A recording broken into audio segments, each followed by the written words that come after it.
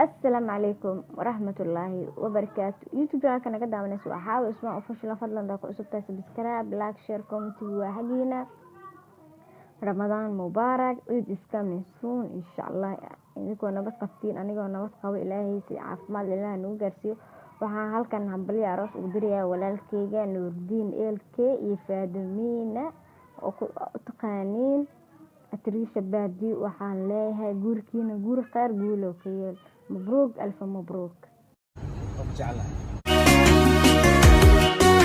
مناد انت اون لدار فولي دركيغا لساريني حلي ودقي دوي دركيغي مناد انت اون لدار فولي دركيغا لساريني حلي ودقي